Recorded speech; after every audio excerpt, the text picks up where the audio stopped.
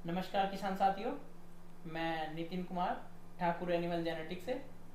आज हमारे साथ डॉक्टर सुनील जी हैं एबीएस से। आज हम इनसे बात करेंगे सेक्सीमन का कंजप्शन हम कैसे बढ़ा सकते हैं, और जो पशुपालक भाई जो छोटे डेयरी फार्मर हैं उनको कंजप्शन में जो प्रॉब्लम आती है तो उनसे क्या गलतियां होती हैं जिस जी सर। वजह से कंजप्शन कम आता है उनका। काफ़ी बढ़िया क्वेश्चन है सर आपका। तो मैं सर ये पहले सेक्सीमेन से पहले जो आपका कंसेप्शन के प्रॉब्लम आ रही है उससे पहले मैं बताना चाहता हूँ फार्मर्स को कि सेक्सीमेन होता क्या है। तो सेक्सीमेन मैं बता दूं कि सेक्सीमेन ऐसा है जिसमें हमें 90% की गारंटी मिलती है कि सेक्सीमेन से बच्चियाँ ही होंगी।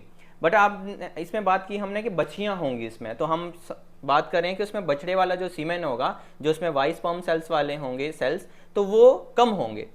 तो हम क्या करते हैं कि किलिंग करते हैं और उनको हम किल कर देते हैं। सिर्फ उसमें जो एक्स वियरिंग क्रोमोजोम वाले स्पर्म सेल्स रहते हैं हम उनको जाने देते हैं, जो ही आगे जाके जो है बछड़िया बनती है। तो ये इंपॉर्टेंट पॉइंट है कि उसमें जो है कॉन्सेंट्रेशन जो है आपने माना कि उसमें जो हमने वाई की किलिंग की है, मतलब मेल स्पर्म सेल्स की हमने किलिंग की है, सिर्फ क्या बचा है एक्स वाले बचे हैं, जिसकी वजह से हमें फीमेल पैदा होगी। तो नॉर्मल स्ट्रॉ से इस सेक्सीमेन स्ट्रॉ में जो है आप समझ सकते हैं कि ओवरऑल जो कंसेंट्रेशन है वो कम है। तो ये कारण भी है जो आप मान के चलते हैं जिसकी वजह से फार्मर्स को कंसेप्शन कम चांसेस मिलते हैं। बट ये अगर मान के चलिए कि एक एवरेज जो स्ट्रॉ है हमें 6 लाख स्पर्म सेल चाहिए हमें डिपॉजिट करने के लिए, जिसमें हमें सबसे ज़्यादा कंसेप्शन रेट मिल पाती है। फिर भी जब भी हम पोस्ट हाउ मोटिलिटी चेक करते हैं, जब स्पर्म जो सेक्सीमेन हमारी पैक होती है वो 2.6 मिलियन पे होती है, तो वो काफ़ी मतलब 26 लाख पे होती है। हमें चाहिए कितने होते हैं सबसे अच्छी कंसेप्शन रेट लेने के लिए? 7 लाख,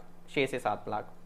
तो फिर भी फार्मर कहीं ना कहीं गलती करते हैं इस चीज़ में भी कि उसमें कंसेप्शन उनको कम मिलता है। तो अगर मैं इसमें दो ही हमारे एनिमल्स हैं जिनको हम सेक्सी में लगाते हैं, एक बछड़ी आ गई और एक गाय आती। तो अगर मैं बछड़ी की बात करता हूँ तो बछड़ी में हमेशा जब भी सेक्सी में यूज़ होगा तो उसमें उसका जो वजन है वो 300 केजी से पार होना चाहिए।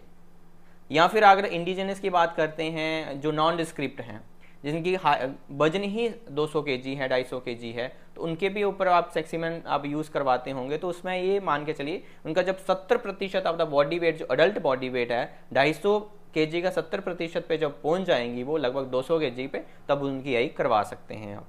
बट मिनिमम 300 केजी है ये सबके लिए बेंचमार्क, वो साहिवाल हो, गिर हो, जर्सी कोई हो भी या ब्रीड हो। एचएफ हो या बफेलो हो, ये जो मेन ब्रीड्स हैं अपनी, इनका वजन जो है 300 केजी होना चाहिए।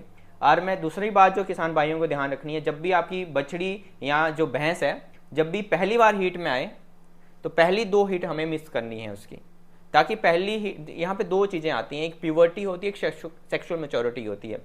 प्यूबर्टी पे जो बछड़ी है वो हीट में आना स्टार्ट करती है, बल सेक्सुअल मेच्योरिटी वो होती है जब वो बछड़ी अपने आप को कैपेबल बनाती है कि नहीं अब उसका यूट्रस कैपेबल हो गया वो कंसीव करने के लिए। तो इसलिए हमें 2 साइकिल हमें छोड़ने पड़ते हैं ताकि उसका यूट्रस की भी ग्रोथ हो जाए। जो दूसरा पॉइंट है वो है कि जब भी ऐसी कंडीशन आएगी हमें 2 छोड़ने पड़ेंगे हीट साइकिल, तो हमें ये मान के चलिए कि आपको उसका हिस्ट्री देखनी है कि आपकी जो बछड़ी है वो कितने दिन तक हीट में रह रही है। 24 घंटे के लिए रह रही है, 36 घंटे के लिए रह रही है, 50 घंटे के लिए रही है, वो आपको पता होगा। नहीं तो फार्मर क्या करते हैं, गलतियां यहाँ पे हो जाती है कि हमारी जो बछड़ी है वो 36 घंटे के लिए हीट में रह रही है, हमने उसकी 24 घंटे पे यही कर दी।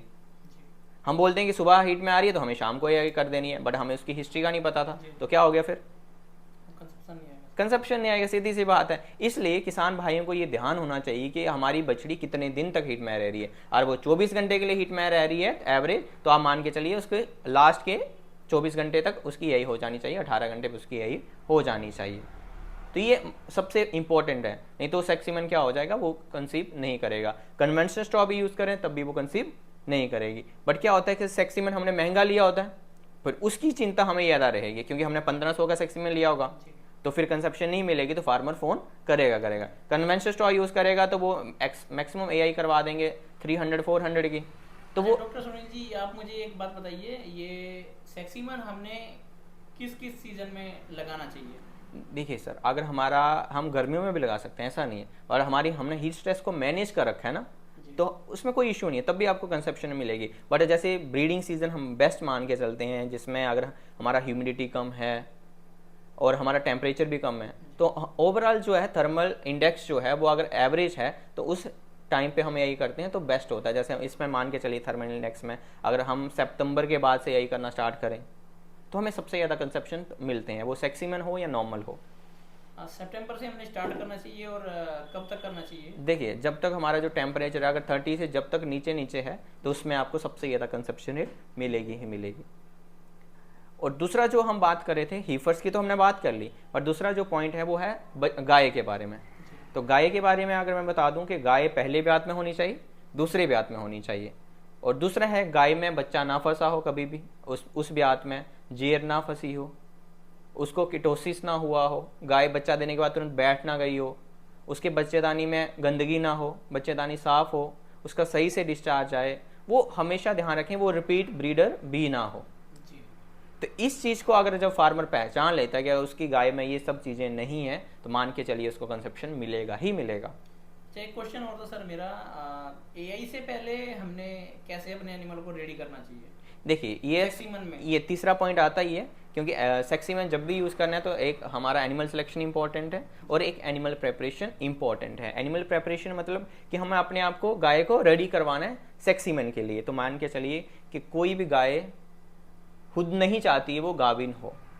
गाभिन किसको करवाना है? हमें करवाना है, फार्मर को करवाना है। क्यों?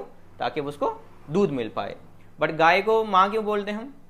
गाय अपनी हड्डियों को निचोड़ के भी दूध देती रहती है, और वो अपनी हड्डियों को निचोड़ के दूध देगी आपके यहाँ तो क्या होगा? इंटरनल जो बॉडी है उसमें, बॉडी में कहीं ना कहीं उसकी एनर्जी में कमी होगी, प्रोटीन में कमी होगी जो उसकी हड्डियों से जा रही है वो, और कहीं ना कहीं कैल्शियम की कमी भी हो सकती है। तो क्या होगा फिर ये चांसेस होते हैं कि गाय कभी भी कंसीव नहीं करेगी। गाय तब ही कंसीव करेगी। गाय के लिए प्रेगनेंसी एक लग्जरी है। लग्जरी मतलब लग्जरी तब ही आती है जब हमारे पास सब चीज़ें अवेलेबल होती हैं, जब उसके पास चलने फिरने के लिए भरपूर मात्रा में एनर्जी है, जो वो दूध दे रही है, दूध के ऊपर भी उसके पास एनर्जी है। जब वो एनर्जी बचेगी वो कहाँ लगाएगी? कंसेप्शन के लिए। इसलिए हमारी फार्मर्स को मैं यही बोलना चाहूँगा कि वो 1 महीना पहले अपनी गाय या बछड़ी की पेट के कीड़ों वाली दवाई, जिसको डिवॉर्मिंग हम बोलते हैं, उसके बाद मिनरल मिक्सचर 1 महीना पहले से 50-50 ग्राम या 100-100 ग्राम देना स्टार्ट कर दें अगर नहीं दे रहे हैं तो। क्योंकि आप देखते होंगे फार्मर पूरे साल तो हरा चारा तो मिल नहीं पाता, और यूट्रस जो है उसमें विटामिन ए की रिक्वायरमेंट रहती है इंटरनल लाइनिंग को ठीक करने के लिए। वो आएगी कहाँ से? हरे घास से, या जो मिनरल्स हैं हरे घास से आते हैं मैक्सिमम। तो वो नहीं मिल पाता उतना जितना हमारी गाय जिससे हम दूध ले रहे हैं, तो वो फिर हमें मिनरल मिक्सचर्स भी हमें देने पड़ेंगे। और तीसरा है कि हमें एनर्जी उसके बॉडी में भरपूर करवानी है ताकि वो उस एनर्जी को यूटिलाइज करवा के क्या करे? कंसीव हो जाए। तो इसलिए आधा kg फीड हम उसको 1 महीना पहले से स्टार्ट करते हैं। फीड की बात कंसेंट्रेट फीड, जो हमें बैलेंस्ड फीड हम जिसको बोल सकते हैं, वो जो आप दे रहे हैं फार्मर्स अपने गाय को, उससे आधा kg फीड हम एक्स्ट्रा देते हैं। तो उससे क्या होगा कि कंसेप्शन के चांसेस और ज़्यादा बढ़ जाएंगे। अगर ये नॉर्मल स्टॉक के लिए भी यूज़ करते हैं तो उसमें अभी आपको ज़्यादा बेनिफिट मिलने वाला है। तो किसान भाइयों, जो डॉक्टर साहब ने बताया है आपको, इन चीज़ों का आप ध्यान रखें और अपने एनिमल का कंसेप्शन बढ़ाएं। नमस्कार। ओके, नमस्कार।